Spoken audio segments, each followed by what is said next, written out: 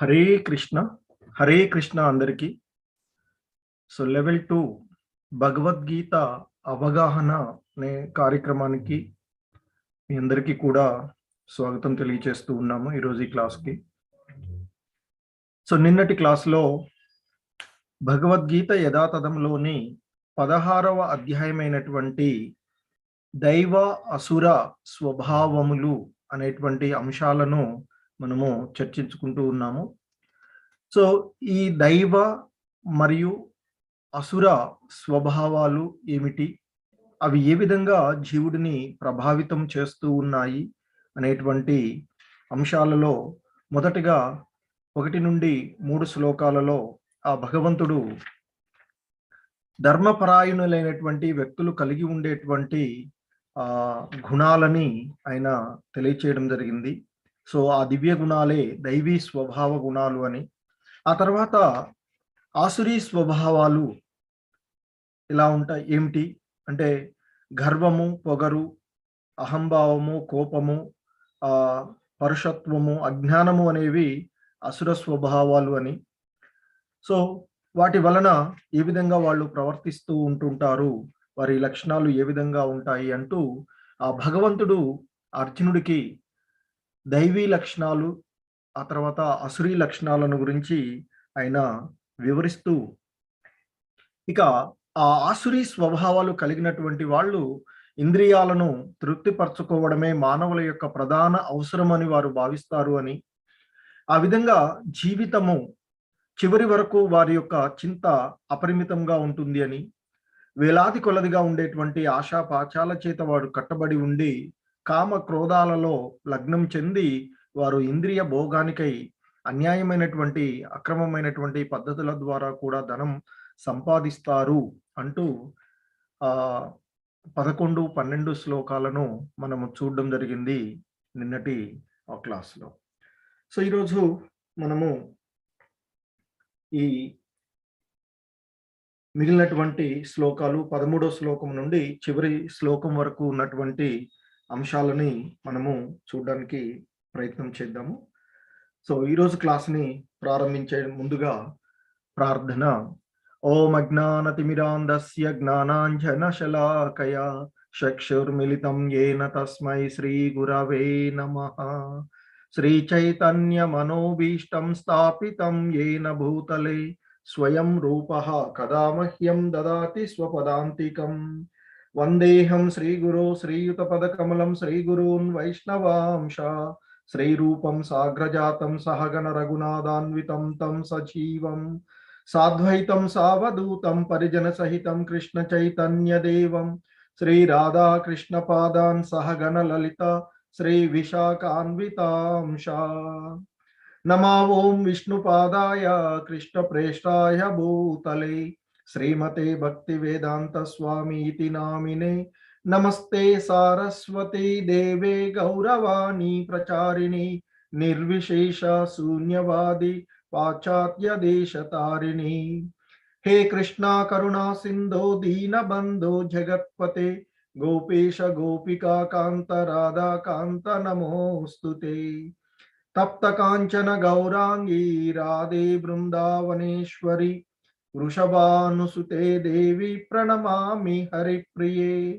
వాంఛాకల్పతరుభ్యశ్చ కృపా సింధుభ్య ఏవ చ పతితానాం పావనేభ్యో వైష్ణవేభ్యో నమో నమః. జయ శ్రీకృష్ణ చైతన్య ప్రభు నిత్యానంద శ్రీ అద్వైత గదాధర శ్రీవాసాది గౌర భక్త బృంద. హరే కృష్ణ కృష్ణ కృష్ణ హరే హరే హరే రామ రామ రామ హరే హరే. హరే కృష్ణ కృష్ణ కృష్ణ హరే హరే హరే రామ రామ రామ హరే హరే. హరే కృష్ణ కృష్ణ కృష్ణ హరే హరే హరే రామ రామ రామ హరే హరే.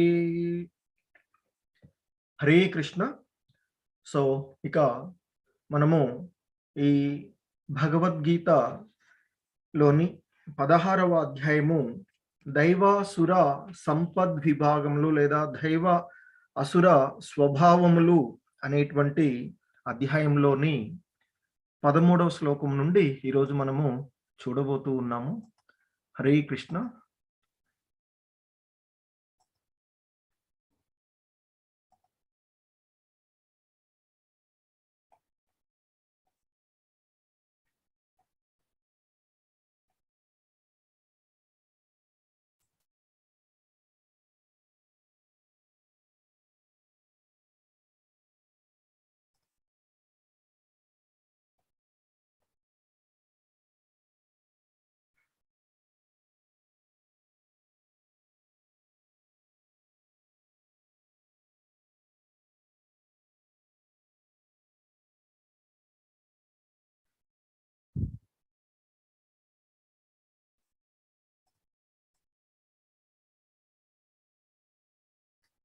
హరే కృష్ణ. సో ఇక ఈరోజు 13వ శ్లోకము భగవద్గీతలోని 16వ అధ్యాయంలోని 13వ శ్లోకము. ఇదమధ్య మయా లబ్ధం ఇమం ప్రాప్సే మనోరథం ఇదమస్తిదమపి మే భవిష్యతి పునర్ధనం. సో ఆ ఆసురీ స్వభావాలు కలిగినటువంటి వ్యక్తులు ఈ విధంగా వాళ్ళు భావిస్తారు అని చెప్తున్నారు. ఇదం అంటే ఈ, అధ్య అంటే రోజు, మయా అంటే నా చేత, లబ్ధం అంటే పొందబడింది, అంటే ఇలా అనుకుంటారట వాళ్ళు. ఈ రోజు నా దగ్గర ఎంతో ధనం ఉన్నది, నా ఉపాయాలతో నేను ఇంకా సంపాదించగలుగుతాను, అంటే ఇప్పుడు ఇది ఇంత ఉంది నాకు, ఇంకా నేను దానిని రెట్టింపు చేసుకోగలను, సంపాదించుకోగలను అనేటువంటి భావనలతో ఆ ఆసురీ స్వభావాలు కలిగిన వాళ్ళు భావిస్తూ ఉంటుంటారట. అలాగే నా ఉపాయాలతో నేను ఇంకా సంపాదిస్తాను, ఇప్పుడు నాకు ఎంతో ఉంది, భవిష్యత్తులో దాన్ని మరింత పెంచుకుంటాను అనేటువంటి భావనలు. భవిష్యత్తు పునర్ధనం అని అంటున్నారు, అంటే భవిష్యత్తులో ఇంకా పెరుగుతుంది అని అనేటువంటి పున అంటే తిరిగి ధనం, అంటే ఇంకా దాన్ని తిరిగి నేను ఇంకా పెంచుకోగలను అనేటువంటి భావనలలో వారు ఆలోచిస్తూ ఉంటారట. ఆ ఆసురి స్వభావాలు కలిగి ఉన్నటువంటి వారు. సో ఇంకా చెప్తున్నారు, అసౌ మయా హత శత్రు హానిష్యే చాపరానపి ఈశ్వరోహమహం భోగి సిద్ధోహం బలవాన్ సుఖీ. సో ఇంకా వాళ్ళ యొక్క భావనలు ఏ విధంగా ఉంటాయో ఆయన చెప్తూ ఉన్నారు. అతడు నా శత్రువు, అంటే వారు ఆ ఆసురీ స్వభావాలు కలిగినటువంటి వారు ఇతరులను తనకు శత్రువులుగా భావించి వాడిని నేను వధిస్తాను, నా ఇతర శత్రువులందరూ కూడా మరణిస్తారు, వారందరినీ కూడా నేను వధించగలుగుతాను, నేను సమస్తానికి అధిపతిని, నేనే భోక్తను, నేను పరిపూర్ణుణ్ణి, సుఖిని, ధనవంతులైనటువంటి బంధువులతో నేను చుట్టబడినటువంటి పరమ ధనికుడను నేను అనేటువంటి ఒక భావనలో, తప్పుడు భావనలతో ఈ ఆసురీ స్వభావాలు కలిగిన వాళ్ళ యొక్క భావనలు ఆ విధంగా ఉంటాయి అని చెప్తున్నారు. వారి యొక్క లక్షణాలు ఏ విధంగా వారు ప్రవర్తిస్తారు, వారి యొక్క ఆలోచనలు ఏ విధంగా ఉంటాయి అనేటువంటి అంశాలను ఆ భగవంతుడు తెలియచేస్తూ ఉన్నటువంటిది 13, 14, 15 శ్లోకాల్లో ఆయన ఇంకా చెప్తూ ఉన్నారు. సో ఇంకా వారు ఈ విధంగా భావిస్తారట. ఆఢ్యోబి జన వానస్మి కోన్యోస్తి సదృశో మయా యక్షే దాస్యామి మోదిష్య ఇత్యజ్ఞానని విమోహితః. సో ఇంకా వాళ్ళు ఆ విధంగా భావిస్తారు అని చెప్తున్నారు. ఏంటంటే ఇక్కడ నా అంతటి మహాశక్తివంతుడు లేడు, అలాగే నా అంతటి సుఖి ఇంకొకడు లేడు, నేను యజ్ఞాలు చేస్తాను, అలాగే దానాలు చేస్తాను, యక్షే దాస్యామి మోదిష్య అని చెప్తున్నారు ఇక్కడ. అంటే నేను యజ్ఞాలు చేయగలుగుతాను, దానాలు చేస్తాను, ఆ విధంగా నేను ఆ యజ్ఞ యాగాదులు చేయడం ద్వారా నేను ఆనందిస్తూ ఉంటాను. ఈ రకంగా అటువంటి వ్యక్తులు ఆ అజ్ఞానం చేత మోహితులై ఉంటారు అని ఆ భగవంతుడు ఈ ఆసురీ స్వభావాలు కలిగినటువంటి వారి యొక్క లక్షణాలను, మరికొన్నింటిని, వారి యొక్క స్వభావాలు వారు ఏ విధంగా భావిస్తూ ఉంటారు అనేటువంటి అంశాలని, ఆ అసుర స్వభావుడైనటువంటి వ్యక్తి ఎలా అనుకుంటూ ఉంటాడు అనేటువంటి విషయాలను ఆ భగవంతుడు ఈ 13, 14, 15వ శ్లోకాలలో వారు మనకి తెలియచేసినటువంటి విషయం. సో ఇంకా ఆయన అంటే ఇక్కడ వారి యొక్క భావనలు ఆ విధంగా ఉంటాయి. So I am the controller and enjoyer, నేనే సుఖభోక్తను, నేనే ఆనందించేటువంటి వాడిని, నేనే దీనంతటికీ కూడా అధిపతిని అనేటువంటి భావనతో, అలాగే నేనే పరిపూర్ణమైనటువంటి వాడిని, నేనే మహాశక్తివంతుడును అనేటువంటి భావనలలోను, సో నా శత్రువులందరినీ నేను జయించగలుగుతాను, ఇంకా భవిష్యత్తులో ఉన్నటువంటి శత్రువులందరూ కూడా సంహరించబడతారు అనేటువంటి వివిధ రకాలైనటువంటి దుర్బుద్ధులతో వారు ఉంటారు అని చెప్తూ ఉన్నారు. సో ఇంకా చెప్తున్నారు ఆయన ఇక, అనేక చిత్త విభ్రాంతాః మోహజాల సమావృతాః ప్రసక్త కామభోగేషు పతంతి నరకేషు. సో ఇంకా చెప్తున్నారు ఆయన, అనేక అంటే అనేకమైనటువంటి, చిత్త అంటే చింతనల చేత, విభ్రాంత కలువరపడి, విభ్రాంత అంటే కలువరపడడం. సో ఆ విధంగా కలువరపడినటువంటి ఆ మోహజాలై, మోహపూర్వకమైనటువంటి, జాల అంటే వల, ఆ మోహపూర్వకమైనటువంటి వలలో చిక్కుకున్నటువంటి వారు ఇక ఆ విధంగా భావిస్తూ ఉంటారని చెప్తారు. ఇటువంటి ఊహలు ఇంతకుముందు ఏదైతే వారు అంటే ఈరోజు నా దగ్గర ఇంత ధనం ఉంది, ఇంకా భవిష్యత్తులో నేను సంపాదిస్తాను, ఇప్పుడు నాకు ఎంతో ఉంది, భవిష్యత్తులో అది మరింత పెరుగుతుంది, అతడు నా శత్రువు, ఆ శత్రువులను నేను సంహరించగలను, ఇతరందరినీ కూడా మరణిస్తారు ఇతర శత్రువులు, సమస్తానికి నేనే అధిపతిని, నేనే భోక్తను, నేనే పరిపూర్ణుణ్ణి, నేనే సుఖిని అనేటువంటి ఏదైతే భావనలు ఉంటాయో అటువంటి ఊహలు, తలంపులతో ఈ తప్పుదారి పట్టినటువంటి వారు మోహము అనేటువంటి వలలో చిక్కుకుపోయి ఆ ఇంద్రియాలను తృప్తిపరచడానికే బానిసైపోయి వారు నరకాలకు పతనమైపోతూ ఉంటారు అని చెప్తున్నారు. అంటే ఆ విధమైనటువంటి భావనల ద్వారా వారు పతనమవుతారు అని చెప్తున్నారు ఇక్కడ. అంటే వారి తప్పుడు ఆలోచనలు కనుక అవి సరైనటువంటి మార్గాలు కావు కనుక వారు ఆ విధంగా పతనమవుతారు అని చెప్తారు. మనకి ఈ శ్లోకం తర్వాత శ్రీల ప్రభుపాదుల వారు భాష్యంలో ఈ విధంగా ఆయన వివరిస్తూ ఉన్నారు ఈ ఆసురీ స్వభావాలను కలిగినటువంటి వారి గురించి. శ్రీల ప్రభుపాద్కి జై. సో అని చెప్తున్నారు ఇక్కడ, అసుర స్వభావము కలిగినటువంటి వ్యక్తి తన ధన సంపాదన కొరకు హద్దు తెలియదు అని చెప్తారు. హద్దులు లేనటువంటి విధంగా వారు అది అపరిమితంగా ఉంటుంది అని చెప్తారు. ఆ సంపాదన కోసం వారి మీద ఉండేటువంటి కోరికలు ఏవైతే ఉన్నాయో అవి అపరిమితంగా ఉంటాయని చెప్తారు. అలాగే ప్రస్తుతం తన దగ్గర ఎంత ఉన్నది అనేటువంటి విషయం గురించి, ఆ మూలధనాన్ని మరింతగా ఉపయోగించేటువంటి ప్రణాళికల గురించి అతడు ఆలోచిస్తూ ఉంటారు. అంటే ఆ ఆసురీ స్వభావాలు కలిగినటువంటి వారు ఆలోచిస్తారు అని. అలాగే ఈ కారణంగా అతడు ఎటువంటి పాప పద్ధతిలోనైనా పని చేయడానికి వెనకాడడు, అన్యాయంగా నల్ల బజార్లో వ్యాపారం చేస్తారు అని చెప్తున్నారు. అంటే ఇక్కడ ఆ ఆసురీ భావాలు కలిగి ఉన్నటువంటి వారు తన దగ్గర ఉన్నటువంటి ఆ మూలధనాన్ని ఇంకా వృద్ధి చెందించుకోవాలి అనేటువంటి ఒక భావనలతో వారు ఆ ఎటువంటి పనులు, ఎటువంటి జిగుత్సాకరమైనటువంటి పనులు చేయడానికైనా వాళ్ళు ఆలోచిస్తారు అని, ఆ నల్ల అంటే బ్లాక్ మార్కెట్స్ అంటాం కదా, అటువంటి వాటిలో కూడా వ్యాపారం చేయడానికి. అలాగే ఇంకా చెప్తున్నారు శ్రీల ప్రభుపాదుల వారు, భూమి, కుటుంబము, ఇల్లు, బ్యాంకు బ్యాలెన్స్ల వంటి అది వరకే తన దగ్గర ఉన్నటువంటి సంపత్తుల చేత మోహితుడై, తన దగ్గర ఇంకా అంతకుముందు ఉంది కదా, తనకి భూమి ఉంది అని, కుటుంబము, ఇల్లు, బ్యాంకు బ్యాలెన్స్లు ఉన్నవి అనేటువంటి అటువంటి ఆ సంపదలు, ఈ భౌతికమైనటువంటి సంపదల చేత మోహితుడై వాటిని పెంచుకోవడానికి అతడు సర్వదా ప్రణాళికలు వేస్తూ ఉంటుంటారు అని చెప్తున్నాడు. అలాగే ఇంకా వారు తన యొక్క స్వశక్తినే నమ్ముకుంటారట. ఇది నేనే చేయగలను, నా యొక్క భావనలోనే నేను చేయడం వల్లనే ఇది పరిపూర్ణమవుతుంది అనేటువంటి ఒక భావనలో ఉంటారట. తన స్వశక్తిని నమ్ముకొని తాను పొందుతున్నదంతా తన పూర్వ సత్కర్మల కారణంగానే అనేటువంటిది అతనికి తెలియదు. ఇక్కడ ముఖ్యంగా మనం గమనించవలసినటువంటిది ఏందంటే, ఇప్పుడు ఈ భౌతికమైనటువంటి అంశాలలో చిక్కుకొని అతడు ఆ విధంగా దుర్మార్గంగా ఆలోచిస్తూ ఉంటున్నాడు.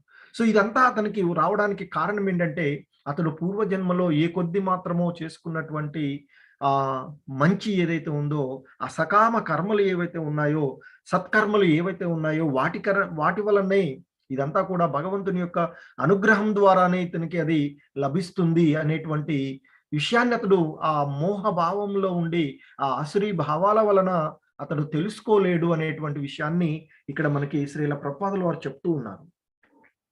ఎందుకంటే మనము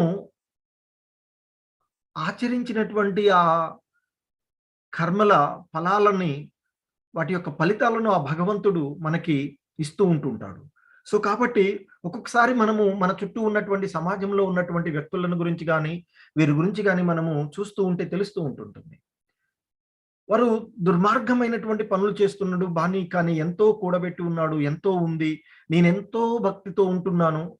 కానీ నేను చాలా పేదవాడిగా ఉన్నాను, లేకపోతే ఎన్నో కష్టాలను అనుభవిస్తున్నాను అని ఒక భావనలో ఉండిపోతుంటాం మనం.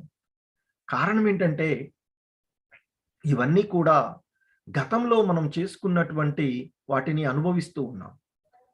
సో, కాబట్టి ఇప్పుడు ఏదైతే అతడు దుర్మార్గమైనటువంటి పనులు ఒక వ్యక్తి చేస్తూ ఉన్నాడనుకోండి. కానీ అతడు చాలా సంతోషంగాను, లేదా చాలా ధనవంతుడుగాను, లేదా చాలా భోగ ఐశ్వర్యాలను అనుభవిస్తున్నాడంటే ఇదంతా కూడా అతని గత జన్మలలో అతను చేసుకున్నటువంటి ఇది ఉంటుంది. సో, కనుక ఈ గత కర్మ ఫలాలకి, అంటే మంచివైన, చెడైనటువంటి ఫలాలైన వాటిని నుండి మనము బయటపడడానికి ఆ భగవంతుడు మనకి సూచిస్తూ ఉన్నటువంటి మార్గము భక్తి మార్గము. సో, భగవంతుని అనుగ్రహము ద్వారా ఆ భక్తి మార్గాన్ని ఆశ్రయించినటువంటి వారికి ఇవన్నీ కూడా ఎటువంటి కర్మలను వారు చేసినప్పటికీ కూడా వారికి, సో, ఏవైతే ఇప్పుడు మనము అనుభవిస్తూ ఉన్నామో సుఖాలు, దుఃఖాలు, ఈ ముఖ్యంగా దుఃఖాలు, కష్టాలు ఇవన్నీ కూడా మనకి గత జన్మలలో ఉన్నటువంటి సంబంధాలని చెప్తారు. కానీ పరిపూర్ణమైనటువంటి నమ్మకంతో ఆ భగవంతుణ్ణి ఆశ్రయించినటువంటి వారికి వీటన్నిటి నుండి కూడా ఆయన బయటపడేస్తాను అని చెప్పేసి భగవంతుడు మనకి అంతకు ముందు వచ్చినటువంటి అధ్యాయాలలో, నా భక్తుడు ఎప్పుడూ కూడా పతనం చెందడు, వారిని నేను రక్షిస్తాను అని చెప్తూ ఉంటుంటారు. సో, కాబట్టి ఆ భక్తి మార్గాన్ని అనుసరించినటువంటి వారు ఈ అన్నిటి నుండి కూడా ఆ కర్మ ఫలాలన్నిటి నుండి కూడా బయటపడేటువంటి అవకాశం ఉంటుంది అని చెప్తారు. అలాగే ఇంకా శ్రీల ప్రభుపాదుల వారు చెప్తున్నారు, కర్మ సిద్ధాంతాన్ని బట్టి ఒక వ్యక్తి పూర్వ సత్కర్మను అనుసరించి ఉన్నత వంశంలో జన్మను పొందుతాడు, లేదా ధనికుడవుతాడు, లేదా గొప్ప విద్వాంసుడవుతాడు, లేదా పరమ సుందరవంతుడవుతాడు. ఇవన్నీ ఆకస్మికంగా సంభవించాయని, తన స్వశక్తి వలనే కలిగాయని అసుర స్వభావాలు ఉన్నటువంటి వారు అనుకుంటూ ఉంటారని చెప్తున్నారు. అందమైన వారు, విద్వాంసులు వంటి నానా రకాలైనటువంటి జనులు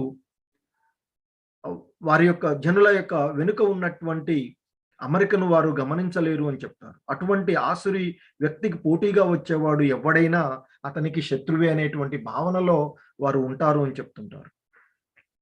అసుర స్వభావాలు చాలా మంది ఉంటారు. వారిలో ప్రతి ఒక్కడు ఇతరులకు శత్రువే. వ్యక్తుల మధ్య, తర్వాత కుటుంబాల మధ్య, తర్వాత సంఘాల మధ్య, చివరకు దేశాల మధ్య శత్రుత్వము మరింత లోతుగా తయారవుతుంది. అందుకే ప్రపంచమంతటా నిరంతరము జగడము, యుద్ధము, శత్రుత్వము కొనసాగుతూ ఉంటుంది అని చెప్తున్నారు. సో, శ్రీల ప్రభుపాదుల వారి యొక్క భాష్యంలో ఎంతో ఇదిగా ఇస్తున్నారు. ఎందుకంటే ఇక్కడ ఈ ప్రపంచంలో ఇవన్నీ జరగడానికి కారణం ఈ ఆసురమైనటువంటి భావాలు. ఆ భావాలు మొదటగా మన ఇంట్లో నుంచి ప్రారంభమవుతుంటాయి. అంటే ఇక్కడ చూస్తే ఒక వ్యక్తుల మధ్య వస్తుంది. తర్వాత కుటుంబాల మధ్య లాగా అనిపిస్తూ ఉంటుంది. ఆ తర్వాత చూస్తే ఒక సంఘానికి మధ్య అంటే ఒక వర్ణం వాళ్ళకి ఇంకొక వర్ణం వాళ్ళకి మధ్య జరుగుతూ ఉంటుంది. ఆ తర్వాత ఒక ప్రాంతం నుండి ఇంకొక ప్రాంతానికి విస్తరిస్తుంది. ఆ తర్వాత దేశము. ఇప్పుడు ఈ ప్రపంచ వ్యాప్తంగా ఒకళ్ళకొకళ్ళు చూస్తూనే ఉన్నాం. ఇప్పుడు జరుగుతున్నటువంటి యుద్ధ వాతావరణాలు, ఒక్కొక్క దేశం మరొక దేశం పైన చేస్తూ ఉన్నటువంటి ఈ పరిస్థితులు, ఇవన్నీ కూడా ఈ ఆసురీ స్వభావాల వల్లనే కలుగుతూ ఉన్నాయి అని శ్రీల ప్రభుపాదుల వారు, అంటే ముఖ్యంగా ఆ మోహజాల అనేటువంటి సంస్కృత పదము చాలా ప్రధానమైనది అని జాల అంటే ఇక్కడ వల. ఆ మోహము అనేటువంటి వలలో చిక్కుకున్నటువంటి కారణంగా మనము ఇక్కడ ఆహ్, ఇక ఆ మార్గం నుండి బయటపడేటువంటి అవకాశం కూడా మనకి చాలా అరుదుగా కనిపిస్తూ ఉంటుంది. సో, దానికి మార్గము ఆ భగవంతుని యొక్క అనుగ్రహము, ఒక ప్రామాణికమైనటువంటి ఆచార్యుడి యొక్క అనుగ్రహం, సాంగత్యము లభించినప్పుడు వీటి నుండి బయటపడేటువంటి అవకాశం ఉంటుంది అని భక్తి తత్వంలో మనం తెలుసుకోవాల్సినటువంటి అంశాలు. సో, ఇంకా ఆయన చెప్తున్నారిక్కడ. ఆత్మ సంభావితా స్తబ్ద ధనమాన మదాన్వితాః యజంతే నామ యజ్ఞైస్తే దంభేన విధి అవిధిపూర్వకం. సో, ఇక్కడ ఆయన ఇంకా చెప్తున్నారు ఇక్కడ. ఏంటంటే ఇక్కడ వారు ఆ ఆసురి స్వభావాలు కలిగి ఉన్నటువంటి వారు ఇంకా వారి గురించి చెప్తున్నారు ఇక్కడ. ఆసురి స్వభావాలు వాళ్ళు ఏ విధంగా ప్రవర్తిస్తారు? వారి ఆలోచనలు ఎలా ఉంటుంది? ఇంకా చెప్తూ ఉన్నారు ఈ శ్లోకంలో ఆయన. ఏంటంటే తమను తామే పొగుడుకుంటూ ఉంటారట వాళ్ళు. వినయము గాని, విధేయతలు గాని ఉండవు అని చెప్తున్నారు. ఇక వాళ్ళ దగ్గర ఉన్నటువంటి ఆ ధనము ఉంది అనేటువంటి ధన మదగర్వంతో వాళ్ళు శాస్త్రానికి విరుద్ధంగా పేరుకు మాత్రమే యజ్ఞాలు చేస్తూ ఉంటారు అని చెప్తున్నారు. అంటే ఆ ధనము చేత వారు ఆ మిథ్యా ప్రతిష్టల చేత మోహితులైనటువంటి వారు ఆత్మ సంతుష్టితో ఇక వారు దాంతోనే వారు సంతృప్తి పొందుతూ సర్వదా ఇక ఆ భయంకరమైనటువంటి చేయకూడని సిగ్గుమాలినటువంటి తనంతో ఎటువంటి నియమ నిబంధనలు పాటించకుండా నామమాత్రంగా గర్వంతో వారు యజ్ఞాలు కూడా ఆచరిస్తూ ఉంటుంటారు అని చెప్తున్నారు. ఎందుకంటే ఇక్కడ అలాగే శ్రీల ప్రభుపాదుల వారు భాష్యంలో దీనికి కూడా చెప్తూ ఉన్నారు. ఏ ప్రామాణికును గాని అంటే ఈ ఆసురి స్వభావాలు కలిగినటువంటి వారు ఏ ప్రామాణికును గాని శాస్త్రాన్ని గాని పట్టించుకోకుండా తామే సర్వస్వం అని తలుస్తూ అసుర స్వభావులు ఒక్కొక్కప్పుడు నామమాత్ర ధర్మకార్యాలు యజ్ఞాలు చేస్తూ ఉంటారు అని చెప్తారు. ఎందుకంటే వారే ప్రామాణికులం అనుకుంటూ ఉంటారు.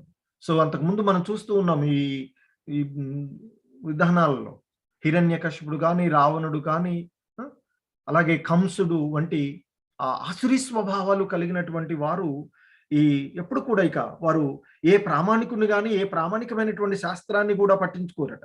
వారే సర్వస్వము నేనే అధిపతిని.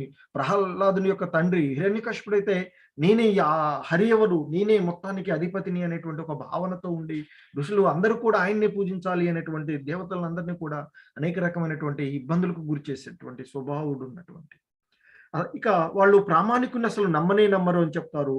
తద్వారా వారు ఇక కూడబెట్టినటువంటి ధనము మిథ్యా ప్రతిష్టల వలన కలిగినటువంటి మోహమే దానికి కారణమవుతుంది అని శ్రీల ప్రభుపాదుల వారి యొక్క భాష్యంలో చెప్తున్నారు. ఇంకా చెప్తున్నారు, ఒక్కొక్కప్పుడు ఈ ఆసురి స్వభావులు ప్రచారకుని పాత్ర కూడా చేపట్టి జనులను తప్పుదోవ పట్టిస్తారు. ఈ సమాజంలో చూస్తూ ఉంటుంటాం. ఒక్కొక్కళ్ళు ఆ భావావేశాలు లేకపోతే ఇంకొక రకమైనటు కొన్ని వేసి వారి యొక్క సొంత భావజాలాలను వాస్తవికమైనటువంటి శాస్త్రాలపైన నమ్మకం ఉండదు వారికి. శాస్త్రాల గురించి సరైనటువంటి అవగాహన కూడా ఉండదు. ఎందుకంటే ఆ శాస్త్రాలు చదవాలనేటువంటి ఇది కూడా ఉండదు వాళ్ళకి. ఉండకుండా వారు ఇక వారి భావాలను ఆసురీ భావాలను ప్రచారం చేస్తూ ఈ సమాజంలో ఉన్నటువంటి వ్యక్తులందరినీ కూడా తప్పుదావు పట్టించడం జరుగుతూ ఉంటుంది అని చెప్తున్నారు. ధర్మ సంస్కర్తలుగా లేదా భగవద్ అవతారాలుగా వారు అవతారం ఎత్తుతారు అని చెప్తున్నారు. అలాగే వారు యజ్ఞ ఆచరణ ప్రదర్శనలు చేస్తారు, దేవతార్చనలు చేస్తారు, తమ సొంత దేవుళ్లను తయారు చేసుకుంటారు. ఒక్కొక్కసప్పుడు వాళ్ళు వాళ్ళనే దేవతలను తయారు చేసుకోవడం కూడా జరుగుతూ ఉంటుందని చెప్తున్నారు. సామాన్య జనులు వారిని భగవంతునిగా ప్రచారం చేస్తారు, పూజిస్తారు. అటువంటి ధర్మ విషయంలో ఆధ్యాత్మిక జ్ఞాన విషయంలో ఎంతో ప్రగతి సాధించిన వారమని మూర్ఖులుగా భావిస్తూ ఉంటారు వారు అని చెప్తున్నారు. అలాగే వారు సన్యాసాశ్రమ వస్త్రాలను కట్టుకొని ఆ దుస్తులలో అన్ని చెడ్డ పనులలో నెలకొని ఉంటుంటారు అని చెప్తారు. సో సాధారణంగా ఆ వేష ధారణ ఏదైతే ఉందో అది చాలా పవిత్రమైనదిగా ఉంటుంది. కానీ వారికి ఆ భావన ఉండదు. కానీ వారు వారిలో ఉండేటువంటి ఆ అజ్ఞానం వలన, ఆసురీ భావాల వల్ల వారే గొప్పవారిమి అనేటువంటి భావనతో వారు ఆ సన్యాస ఆశ్రమ వస్త్రాలను కూడా ధరిస్తారు అని, ధరించి ఆ సన్యాస ఆశ్రమముల్ నియమాలను పాటించకుండా చెడ్డమైనటువంటి కార్యాలలో పాల్గొంటారు అని వారు చెప్తున్నారు. ఈ జగత్తును సన్యసించిన వానికి నిజానికి ఎన్నో నియమ నిబంధనలు ఉంటాయి అని చెప్తున్నారు. అయినా ఆసురి స్వభావాలు అటువంటి నిషేధాలను పట్టించుకోరు అని చెప్తారు. వారు పేరుకు మాత్రమే సన్యాస ఆశ్రమంగా స్వీకరించినప్పటికీ అక్కడ ఎన్నో నియమ నిబంధనలు ఉన్నటువంటి వాటిని వారు పాటించరు అని చెప్తారు. ఎవరు తయారు చేసి కొన్న మార్గము వారి మార్గమని, ప్రామాణిక మార్గాన్ని మనిషి పాటించడం అనేది లేదని వారు అనుకుంటూ ఉంటారు. సో అందుకే ఈ శ్లోకంలో చివర అవిధిపూర్వకం దంభేన అవిధిపూర్వకం, దంభే నాది నా విధిపూర్వకం చెప్తున్నారు. దంభేన అవిధిపూర్వకం అంటే ఇక్కడ అవిధిపూర్వకం అంటే నియమ నిబంధనలను పట్టించుకోకపోవడము అనేటువంటి అర్థం వస్తుంది అని చెప్తున్నారు, అర్థం ఇక్కడ. సో ఆ విధంగా వారు ఆ ఆసురి స్వభావాలను కలిగి ఉన్నటువంటి వారు ఆ విధంగా అజ్ఞానము, మోహం కారణంగానే ఇవన్నీ, మరి ఈ ఆసురి స్వభావాలు ఇవన్నీ ఉండడానికి వాటిలో ఉన్నటువంటి అజ్ఞానం, ఆ అజ్ఞానాన్ని తొలగించుకోవడానికి వారు ప్రయత్నం చేయరు. అలాగే వారికి భౌతిక ప్రపంచంలో ఉన్నటువంటి ఇంద్రియ విషయాలపైన మోహం ఏదైతే ఉందో దాని కారణంగానే వారు ఆ విధంగా ప్రవర్తిస్తూ ఉన్నారు అని శ్రీల ప్రభుపాదుల వారు భాష్యంలో మనకి చాలా చక్కగా వివరించబడినటువంటిది ఈ శ్లోకానికి. అలాగే ఇంకా మనం చూస్తే ఇంకా చెప్తున్నారు ఆయన, ఇంకా ఆసురి స్వభావాల వారి గురించి ఇంకా చెప్తున్నారు ఆయన. అహంకారం బలం దర్పం కామం క్రోధం చ సంశ్రితాః మామాత్మ పరదేహేషు ప్రద్విషంతో అభ్యసూయకాః. సో ఇంకా ఆ ఆసురి స్వభావాలు ఉన్నవారు. అహంకారం అంటే ఆ మిథ్యా అహంకారం, బలము, దర్పం అంటే గర్వము, కామం అంటే కోరికలు, క్రోధం అంటే కోపం. సో ఆ విధంగా వారు ఆ మిథ్యా అహంకారము, బలము, గర్వము, కామ క్రోధముల చేత కళ్ళు మూసుకుని పోయి ఆ భగవంతుని పట్ల అసూయ కలిగినటువంటి వారై తమ దేహములలో మరియు ఇతర దేహాలలోనూ ఉన్నటువంటి ఆ భగవంతుణ్ణి, ఎందుకంటే ఆ ప్రతి జీవుని యొక్క హృదయాలలో క్షీరోదక సాయి విష్ణు పరమాత్మ రూపంలో సర్వక్షేత్రజ్ఞుడుగా అందరి హృదయాలలో ఆ భగవంతుడు కొలువై ఉంటూ ఉంటాడు. మరి అటువంటి ఆ భగవంతుణ్ణి వారు ద్వేషిస్తూ ఉంటుంటారు అని చెప్తున్నారు. నిరంతరం కూడా భగవంతుణ్ణి ద్వేషిస్తూ ఉంటాం. ఎంతో మందిని చరిత్రలో అసుర స్వభావాలు కలిగి ఉన్నటువంటి ఆ భగవంతుణ్ణి ద్వేషించే వారిని చూస్తాం. ద్వాపర యుగంలో అనేకమైనటువంటి రాక్షసుడు, కంసుడు, రుక్మిణి, అలాగే శిశుపాలుడు కూడా. శిశుపాలుడు ఎప్పుడు కూడా ఆ భగవంతుని పైన, కృష్ణ భగవానుడు అంటే అసూయతోనే ఉండేటువంటి వాడు. సో చివరికి అతని యొక్క దుర్మార్గమైనటువంటి పనుల చేయడం వల్ల ఆ కృష్ణ భగవానుడు అతన్ని వధించడం జరుగుతూ ఉంటుంది. సో ఇంకా వక్రదంతుడు, అనేకమైనటువంటి రాక్షసులు, అలాగే త్రేతాయుగంలో రాక్షసులు, అలాగే సత్యయుగంలో హిరణ్యకశిపుడు, హిరణ్యాక్షుడు వంటి అనేకమైనటువంటి రాక్షసులు ఈ విధంగా వారు ఆ భగవంతుని పట్ల ఎప్పుడు అసూయతోనే ఉంటారు అని చెప్తూ ఉన్నారు. సో ఇంకా వారు చెప్తున్నారు, తానహం ద్విషత క్రూరాన్ సంసారేషు నరాధమాన్ క్షిపామ్యజస్రమశుభాన్ అసురేష్వ యోనిషు. సో ఇంకా ఆయన చెప్తున్నారు, అసూయ కలవారు, ఆ క్రూర స్వభావులు అయినటువంటి అలాంటి మానవాదములను, అంటే మానవులలో అదములుగా ఉండేటువంటి వారు. మనకి ఈ సృష్టిలో 84 లక్షల జీవజాతుల్లో అందులో ఉన్నట్లయితే వాటిలో వివిధ రకాలుగా మానవుల్లో కూడా వివిధ రకాలుగా ఉన్నారు అని చెప్తారు. అందులో ఇంకా ఆ అదములుగా ఉండేటువంటి ఎవరైతే ఉన్నారో అటువంటి వారిని నేను ఈ సంసార సాగరంలో మళ్ళీ మళ్ళీ అటువంటి ఆసురీ స్వభావాలు కలిగినటువంటి గర్భంలోనే పడవేస్తాను. ఎందుకంటే వారు చేసేటువంటి ఆ దుర్మార్గమైనటువంటి పనుల వలన వారిని తిరిగి మరలా ఆ విధంగా ఉండేటువంటి వారు చేసినటువంటి ఆ కర్మలను అనుభవించడానికి తిరిగి మరలా అటువంటి జన్మలు పొందే విధంగానే వారికి కలుగుతుంది అని చెప్తున్నారు. ఇక్కడ శ్రీల ప్రపాదుల వారు చెప్తున్నారు, ఒక ప్రత్యేక జీవుడిని ఒక ప్రత్యేకమైనటువంటి దేహంలో ఉంచడం అనేది భగవంతుని విశేష అధికారము అని ఈ శ్లోకంలో స్పష్టంగా చెప్పబడింది అని చెప్తున్నారు. ఎందుకంటే ఇక్కడ ఆయన అంటున్నారు, అసూయ కలవారు క్రూర స్వభావులు అయినటువంటి అటువంటి మానవాదములను నేను సంసార సాగరంలో అంటే ఈ జనన మరణ చక్రాలలోనే మళ్ళీ మళ్ళీ పడవేస్తూ ఉన్నాను అని చెప్తున్నారు. అంటే వారు ఇక పుట్టడము, కొంత పెరగడము, తర్వాత కర్మలను ఆచరించడము, మళ్ళీ క్షీణించిపోవడము, మరణించడము, మళ్ళీ ఇక వారికి మోక్షం అనేటువంటిది లభదు. ఎందుకంటే వారు భక్తి మార్గాన్ని ఆచరించరు కనుక వారికి ఉండదు. సో కాబట్టి వారు ఈ జనన మరణ చక్రాలలోనే మళ్ళీ మళ్ళీ అంటే ఈ సంసార సాగరంలోనే మళ్ళీ మళ్ళీ పడిపోతూ ఉన్నారు అని చెప్తున్నారు. సో ఎందుకంటే వారు ఆ అసురీ స్వభావుడైనటువంటి వ్యక్తి ఆ భగవంతుని యొక్క పరమ అధికారం ఏదైతే ఉందో దాన్ని వారు అంగీకరించడు. అంతేకాదు అతడు ఇష్టానుసారంగా పనిచేస్తాడు అనేటువంటిది కూడా యథార్థమే. తన ఇష్టానుసారంగానే అతడు చేస్తూ పోతాడని చెప్తారు. కానీ అతని తదుపరి జన్మ భగవంతుని నిర్ణయం పైనే ఆధారపడి ఉంటుంది, కానీ అతని పైన కాదు. సో మనం అనుకుంటాం మనం ఏదో చేస్తూ ఉంటే దాన్ని, కానీ భగవత్ సంబంధంలో మనం చేసేటువంటి కర్మల యొక్క ఫలాలను మనం పరీక్షలు రాస్తూ ఉంటాం. పరీక్ష రాసినంత వరకే మనకి ఆ వాటి యొక్క రిజల్ట్స్ ఏదైతే ఉన్నాయో అవి మనకి వేరే వాళ్ళ ద్వారా చేయబడుతుంది. ఇక్కడ కూడా మనం మన జీవన విధానంలో మనం చేసేటువంటి కర్మలన్నిటికీ కూడా సంబంధించినటువంటి ఫలితాలను ఇచ్చేటువంటి వాడు ఆ భగవంతుడు. అందుకే అర్జునుడితో అంత ముందు ఉన్నటువంటి అధ్యాయాల్లో చెప్తూ ఉంటాడు, నీ కర్తవ్యాన్ని నీవు నిర్వర్తించు, నీకు సంబంధించినటువంటి ఏది వస్తుందో అది నేనే సమకూరుస్తాను అని చెప్తారు.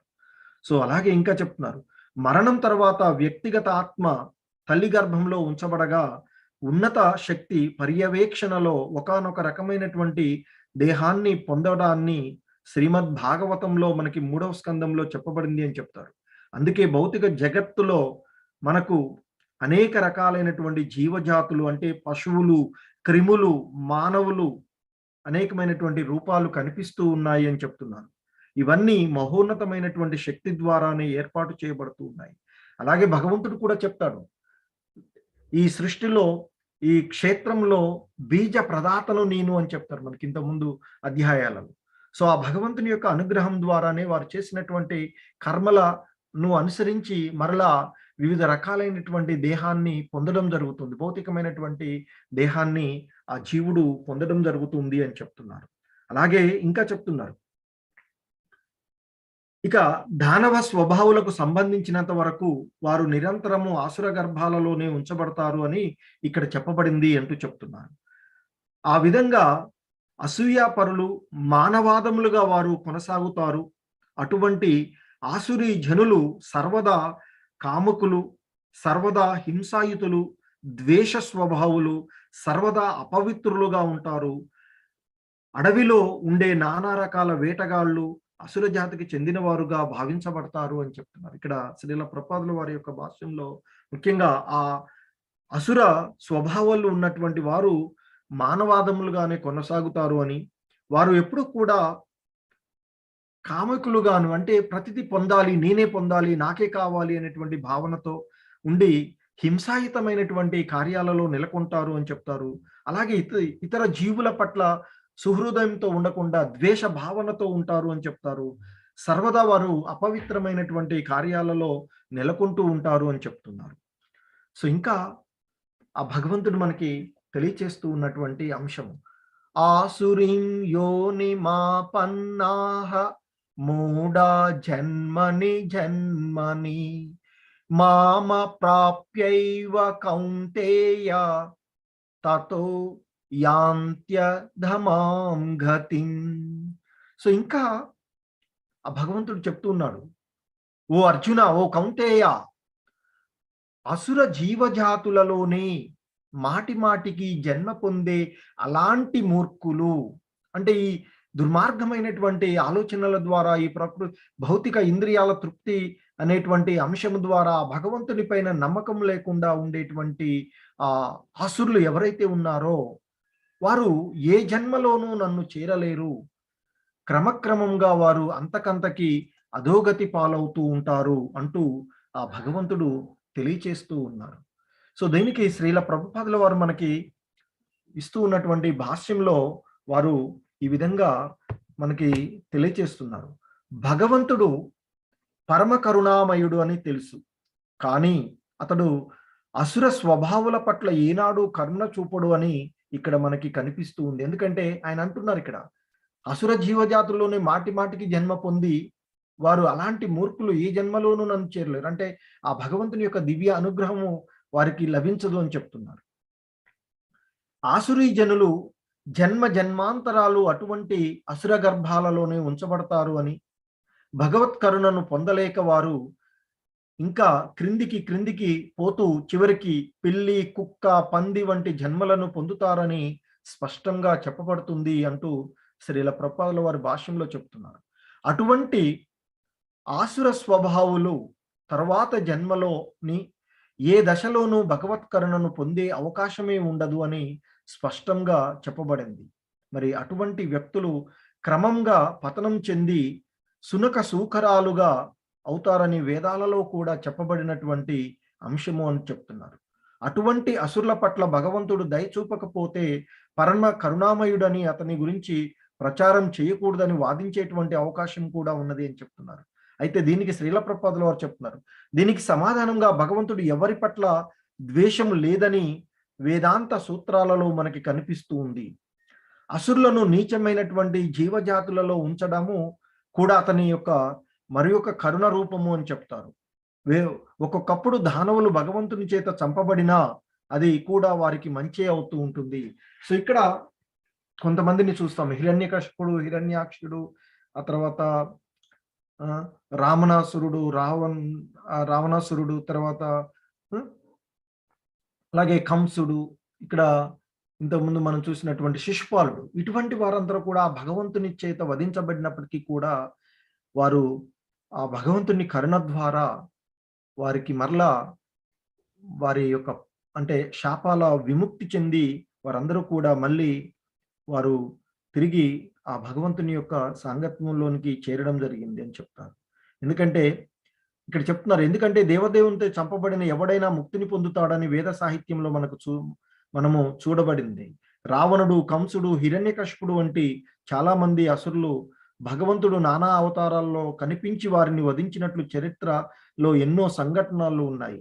అందుకే అసురులు భగవంతుని చేత చంపబడినంతటా అదృష్టవంతులే, వారికి భగవత్ కరుణ లభించినట్లే అవుతుంది అని చెప్తూ ఉన్నారు. సో ఆ విధంగా ఈ ఆసురీ స్వభావాలు కలిగినటువంటి వారి గురించి వారికి ఇక్కడ మనకి తెలియచేస్తూ ఉన్నారు. సో ఇంకా చెప్తున్నారు, త్రివిధం నరకస్యేదం ద్వారం నాశనమాత్మనః కామ క్రోధస్తథా లోభః తస్మాదేతత్రయం త్యజేత్. ఇక్కడ త్రివిధం అంటే 3 రకాలు, నరకస్య అంటే నరకానికి, ఇదం అంటే ఈ, ద్వారం అంటే ద్వారాలు. అంటే ఇక్కడ ఆయన చెప్తూ ఉన్నారు, కామము, క్రోధము, కామ క్రోధ స్తదా లోభ అని చెప్తున్నారు. అంటే కామము, క్రోధము, లోభము అనేవి నరకానికి దారి తీసేటువంటి 3 ద్వారాలు అని చెప్తూ ఉన్నారు. ఇక ఈ నరక ద్వారాలు ఏంటి మరి? కామ క్రోధ లోభము అనేటువంటి ఈ నరక ద్వారాలు ఆత్మ వినాశనానికి కారణమవుతూ ఉన్నాయి. అందువల్ల ఈ 3ంటిని మనిషి తప్పక విడిచిపెట్టాలి. తస్మాదేత త్రయం త్యజేత్ అంటున్నారు మనకి. కాబట్టి ఈ 3ంటిని కూడా త్యజేత్ అంటే మనిషి తప్పక వదిలివేయాలి.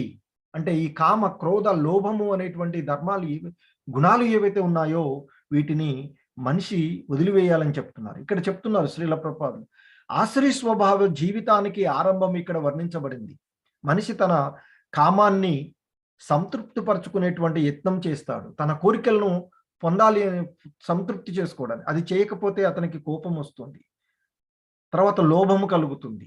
సో, ఈ విధంగా ఈ 3 కూడా ఈ అసుర జీవజాతులు పతనం చెందడానికి కారణమవుతున్నాయని చెప్తున్నారు. కాబట్టి ఆ అసుర జీవజాతులలోకి పతనం చెందకూడదు అని కోరుకునేటువంటి బుద్ధిమంతుడైనటువంటి వాడు ఈ ముగ్గురు శత్రువులను విడిచిపెట్టేటువంటి ప్రయత్నం చేయాలని చెప్తారు. అంటే మనలో కలిగేటువంటి కోరికలు, మనలో వచ్చేటువంటి ఆ క్రోధము, ఆ మనలో కలిగేటువంటి దురాశ వంటి వాటిని మనము వదిలివేయాలి అని చెప్తారు. అలా చేయడం ద్వారానే ఇక ఈ భవబంధనాల నుండి ముక్తి పొంది ఆ భగవంతుని దరిచేరేటువంటి అవకాశం ఉంటుంది అని చెప్తున్నారు.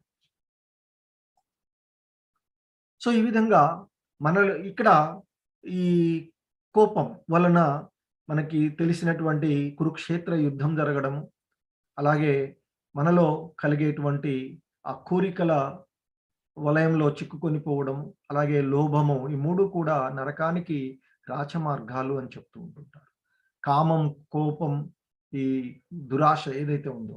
సో, మనము ఇక్కడ ఇంతకుముందు చూసినట్లుగా కురుక్షేత్ర యుద్ధానికి కారణమైనటువంటి అంశం చూస్తే అది కామం. వారు ద్రౌపది మాత ఎడల వారు చూపెట్టినటువంటి దుర్మార్గమైనటువంటి ఆలోచనలు. అలాగే ఆ కౌరవులకు పాండవుల ఎడ విపరీతమైనటువంటి కోపం. తద్వారానే వారిని అనేక రకమైనటువంటి ఇబ్బందులు గురి చేయడము, మాయా విధానాలను ఆచరించడం ద్వారా వారు ఆ విధంగా ప్రవర్తించి చివరికి పతనం చెందినటువంటి పరిస్థితి. ఇక దురాశ. సో, దీనికి కూడా వాస్తవానికి హస్తినాపురం ఏదైతే ఉందో, ఈ ధృతరాష్ట్రుడు, దుర్యోధనుడు వీళ్ళు అనుభవిస్తూ ఉన్నటువంటి రాజ్యం ఏదైతే ఉందో అది వాస్తవానికి పాండురాజు యొక్క రాజ్యం. పాండురాజుకు శాస్త్రోక్తంగా రాజుగా ఇవ్వబడినటువంటిది. కానీ పాండురాజు యుక్త వయసులోనే మరణించడం వల్ల ధృతరాష్ట్రుడిని కార్యనిర్వాహక రాజుగా, తాత్కాలిక రాజుగా అతన్ని ఉంచడం జరిగింది. కానీ ఆ దురాశ ద్వారా, ఆ రాజ్యం పైన అతనికి కలిగినటువంటి దురాశ ద్వారా అతడు తన కొడుకు అయినటువంటి దుర్యోధనుడికి సపోర్ట్ చేయడము, ఆ గుడ్డి ప్రేమ, అందుకే ధృతరాష్ట్రుడు గుడ్డివాడుగా గుడ్డి ప్రేమ, తన కుమారులు అనేటువంటి గుడ్డి ప్రేమతో, ఆ దురాశతో ఈ పతనం చెందినటువంటి పరిస్థితిని మనము ఇక్కడ చూడేసేటువంటిది. సో, ఇంకా చెప్తున్నారు, ఏతైర్విముక్త కౌంతేయ తమోద్వారై త్రిభిర్నరః ఆచరత్యాత్మన శ్రేయః తతో యాతి పరాం గతిం. సో, ఇంకా చెప్తున్నారు, ఓ కౌంతేయ, ఆ కృష్ణ భగవానుడు అర్జునుడితో చెప్తున్నారు, ఓ కౌంతేయ, ఈ 3 దుర్గుణాలను, కామ, క్రోధ, లోభము అనేటువంటి ఆ 3 దుర్గుణాలు ఏవైతే ఉన్నాయో, ఈ 3 నరక ద్వారాలను, 3 దుర్గుణాలు ఏవైతే ఇంతకుముందు చెప్పుకున్నామో, నరక ద్వారాలు అని చెప్పాము, ఆ 3 నరక ద్వారాలను వదిలివేసి ఆత్మానుభూతికి అనుకూలమైనటువంటి కార్యాలను చేస్తూ ఆ విధంగా క్రమంగా పరమపదమును పొందుతారు అని చెప్తున్నారు. అంటే ఇక్కడ ఈ వీటిని ఎవరైతే వదిలివేస్తారో, ఈ attachments, pride, false ego, anger, ignorance, envy, lust, ఇవన్నీ కూడా వదిలివేయబడినప్పుడు, సో వదిలివేసి అటాచ్మెంట్స్ అన్ని కూడా వదిలివేసుకొని ఒక ప్రామాణికమైనటువంటి గురువుని దరిచేరి, అలాగే జ్ఞానాన్ని అధ్యయనం చేసి, వేదాలను అధ్యయనం అంటే జ్ఞానాధ్యయనం, సో ఇక ఆధ్యాత్మికమైనటువంటి విధానంలో ఉండి మన ఈ ఇంద్రియాలన్నింటినీ కూడా మన కంట్రోల్లో ఉంచుకున్నట్లయితే ఆధ్యాత్మికమైనటువంటి జ్ఞానాన్ని పొంది ఆ భగవంతుని యొక్క దివ్యధామాన్ని చేరుకోవచ్చు అని చెప్తారు. ఇక్కడ చెప్తున్నారు, కామము, క్రోధము, లోభము అనేటువంటి ఈ 3 మానవ జన్మ శత్రువుల పట్ల మనిషి చాలా జాగ్రత్తగా ఉండాలి అని చెప్తూ ఉన్నారు శ్రీల ప్రభుపాదుల వారి యొక్క భాష్యంలో. అతడు కామ, క్రోధ, లోభముల నుండి ఎంత ఎక్కువగా ముక్తుడైతే అంత ఎక్కువగా అతడు అస్తిత్వము పవిత్రమవుతుంది అని చెప్తున్నారు. అప్పుడు అతడు వేద సాహిత్యంలో ఉపదేశించబడినటువంటి నియమ నిబంధనలను పాటించగలుగుతాడు అని చెప్తారు. ఎవరైతే ఈ కామ, క్రోధ, లోభాలు అనేటువంటి వాటిని వదిలివేస్తారో వారు ఇక వేదాలలో సూచించబడినటువంటి అంశాలను పాటిస్తారు. మనకి ఇంతకుముందు కూడా కృష్ణ భగవానులు వారు ఆయన చెప్తారు. శాస్త్రాలను ప్రమాణంగా తీసుకొని ఏది చెయ్యదగినదో, ఏది చెయ్యకూడనిదో అని తెలుసుకొని కర్మలను ఆచరించాలి అని చెప్పారు అంతకుముందు. సో, అదే చెప్తూ ఉన్నారు ఇక్కడ. అలాగే ఇక అటువంటి సాధన ద్వారా అంటే వేద అధ్యయనం ద్వారా ఆత్మానుభూతికి ఆధ్యాత్మిక అనుభూతిని పొంది ఇక కృష్ణ భక్తి భావనలో, కృష్ణ చైతన్యంలో పురోభివృద్ధి చెందేటువంటి అవకాశం ఉంటుందని చెప్తారు. సో, ఇక్కడ ఇవన్నీ కూడా ఆ కామము, లోభము, క్రోధము అనేటువంటి వాటిని విడిచిపెట్టడం పైనే ఆధారపడి ఉంటుంది అని తెలియచేస్తూ ఉన్నారు. కాబట్టి భక్తుడు అనేటువంటి వాడు ముఖ్యంగా ఈ 3 విషయాలను వదిలివేయాలి అని చెప్తూ ఉంటుంటారు. సో, ఇంకా చెప్తున్నారిక. ఇంకా ఆయన మనకి చెప్తున్నారు ఈ శ్లోకంలో. యశాస్త్ర విధి ముత్సృజ్య వర్తతే కామకారతః న స సిద్ధిమవాప్నోతి న సుఖం న పరాంగతిం. సో, ఇంకా ఆయన చెప్తున్నారు. యహ అంటే ఎవ్వడు, శాస్త్ర విధిం అంటే శాస్త్ర విధులను, ఉత్సుజ్య అంటే విడిచిపెట్టి, వర్తతే అంటే ఉంటాడో, కామకారత అంటే కామంతో తోచిన రీతిగా పనిచేస్తూ ఉన్నటువంటి వాడు. సో, ఆయన ఇక్కడ చెప్తూ ఉన్నారు మనకి భగవంతుడు. సో, శాస్త్ర విధులను విస్మరించి తన ఇష్టానుసారంగా పనిచేసేటువంటి వాడు పరిపూర్ణతను, ఆనందాన్ని లేదా పరమగమ్యాన్ని పొందలేడు. న స సిద్ధి మవాప్నోతి న సుఖం న పరాంగతిం అని చెప్తున్నారు ఇక్కడ. సో, కాబట్టి తన ఇష్టానుసారంగా ఎవడైతే ప్రవర్తిస్తూ ఉంటాడో అటువంటి వాడు అంటే శాశ్వతమైనటువంటి ఆనందం. ఇక్కడ ఈ భౌతిక ప్రపంచంలో మనం పొందేటువంటి ఇవన్నీ కూడా ఆనందం అని అనుకుంటాం. ఇవి ఆనందమైనటువంటి విషయాలు కావు. సో, ఇవన్నీ కూడా ఈ భౌతికమైనటువంటి తాత్కాలికమైనటువంటి ఆనందాలే. కానీ శాశ్వతమైనటువంటి ఆనందము అనేటువంటిది ఆ భగవంతుణ్ణి దరిచేరినప్పుడు, ఆ భగవంతుని సేవ చేయడంలో పొందేటువంటిది శాశ్వతమైనటువంటి ఆనందము. సో, కాకుండా అందుకే మనకి ఇక్కడ కొన్ని నియమాలు ఉన్నాయి. ధర్మాన్ని నాశనం చేసేటువంటి 4 రకాలైనటువంటి ప్రిన్సిపుల్స్, వీటిని 4 రెగ్యులేటివ్ ప్రిన్సిపుల్స్ అంటారు. సో, వీటిని ఈ 4 నియమాలను పాటిస్తూ ఉండాలి. మనిషి ఆధ్యాత్మికంగా వృద్ధి చెందాలి, భక్తి భావనలో ఉండాలి అంటే ఇక్కడ నో మీట్ హీటింగ్, సో మత్తు పదార్థాలను తీసుకోకుండా ఉండడము, అక్రమమైనటువంటి సంబంధాలను లేకుండా ఉండడము, జూదము వంటి వాటి జోలికి వెళ్లకుండా ఉండడము అనేటువంటిది భక్తుల యొక్క ముఖ్య లక్షణాలు, ముఖ్యమైనటువంటి మార్గాలు అని చెప్తూ ఉంటుంటారు. సో, ఇంతకుముందు ఇక్కడ శ్రీల ప్రభుపాదుల వారు మనకి భాష్యంలో చెప్తూ ఉన్నారు. పూర్వము వర్ణించినట్లుగా మానవ సంఘంలోని వివిధ వర్ణాశ్రమాలకు శాస్త్ర విధి, అలాగే వివిధ రకాలైనటువంటి వర్ణాలు, ఆశ్రమాలు ఉన్నాయని చెప్తాం. సో, శాస్త్రాల్లో ఇవ్వబడినటువంటి అంటే ప్రతి ఒక్కడు కూడా నియమ నిబంధనలను తప్పకుండా పాటించాలి అని చెప్తారు. మనిషి వాటిని పాటించక కామము, క్రోధము, లోభము అనేటువంటి వీటిని అనుసరించి తన ఇష్టానుసారంగా ప్రవర్తించినటువంటి వాడు ఎవడు కూడా సిద్ధిని పొందలేడు అని చెప్తూ ఉన్నారు. ఇక్కడ కామకారత అనేటువంటి పదం ఏదైతే ఉందో అది చాలా ప్రధానమైనది అని చెప్తున్నారు. అంతా తెలిపే నియమాలను ఉల్లంఘించేవాడు కామంతో వర్తించిన వాడవుతాడు అని చెప్తున్నారు. సో, ఆ విధంగా మనము చూస్తున్నాం. ఇంకా ఆయన ఆ భగవంతుడు ఈ అధ్యాయం యొక్క చివరి శ్లోకాన్ని ఈ విధంగా చెప్తూ ఉన్నారు. తస్మాత్ శాస్త్రం ప్రమాణం తే కార్య వ్యవస్థితౌ జ్ఞాత్వా శాస్త్ర విధానోక్తం కర్మ కర్తుం ఇహరహసి.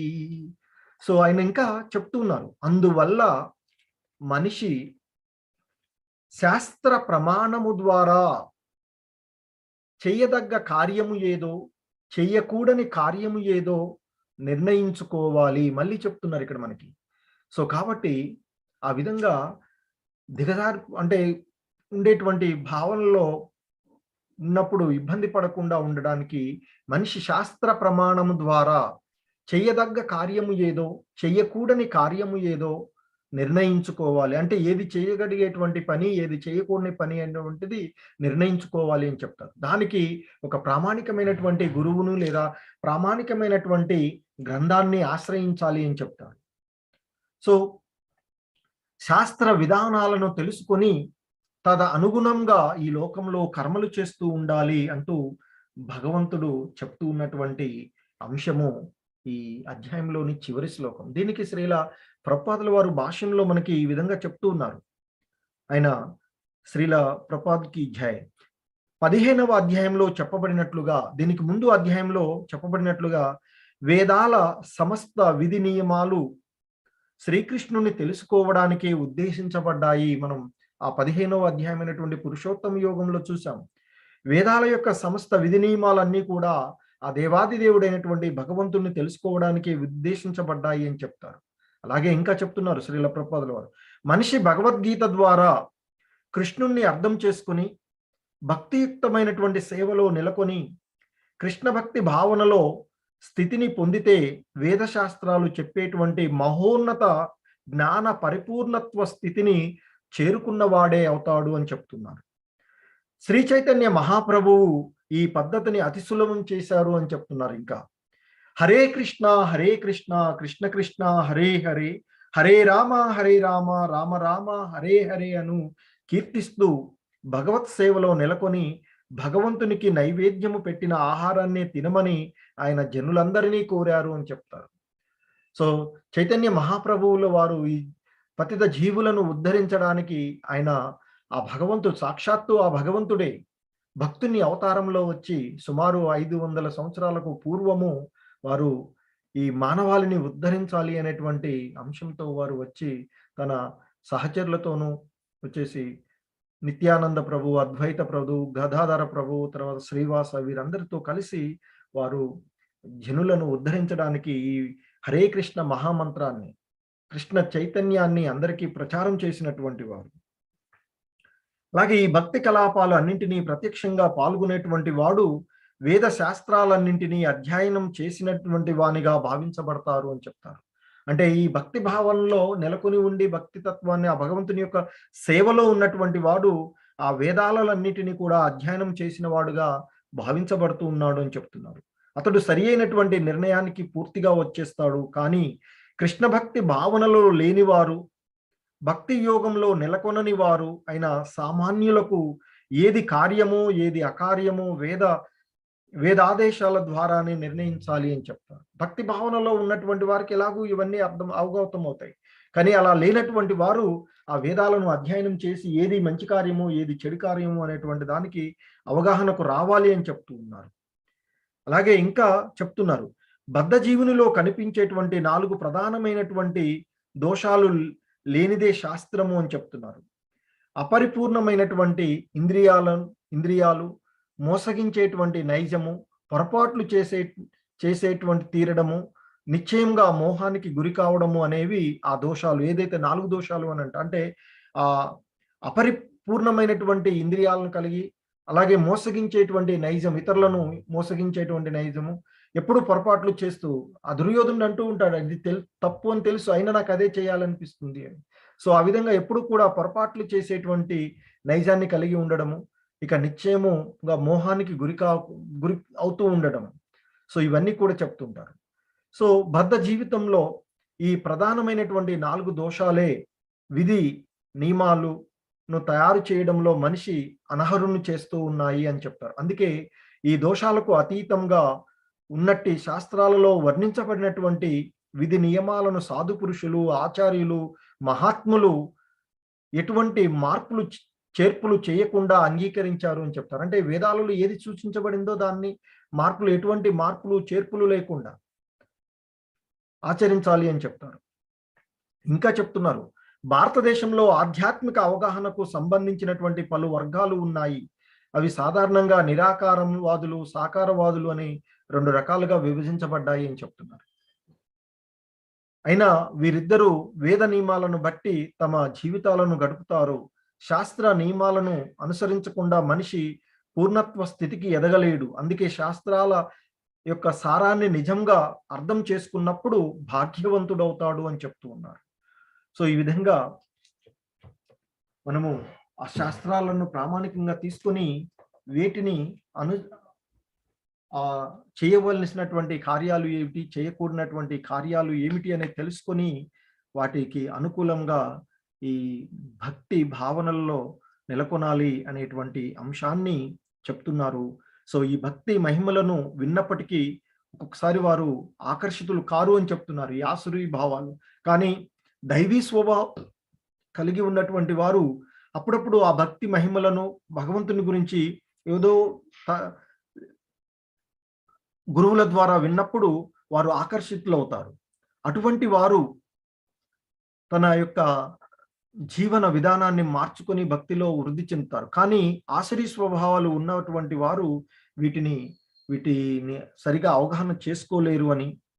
సో తద్వారా ఇక్కడ మనము ఈ భక్తి మార్గంలో వృద్ధి చెందడానికి ఒక ప్రామాణికమైనటువంటి గురువు యొక్క నిర్దేశాన్ని పొందగలిగినప్పుడే ప్రతి జీవుడి యొక్క జీవితము సఫలమవుతూ ఉంటుంది అంటూ శ్రీల ప్రభుపాదుల వారు భాష్యాన్ని ముగిస్తూ ఉన్నారు. ఈ విధంగా శ్రీమద్ భగవద్గీతలో దైవాసుర స్వభావములు అనేటువంటి 16వ అధ్యాయానికి భక్తి వేదాంతుల వారి యొక్క భాష్యము ఈ విధంగా సమాప్తమవుతుంది.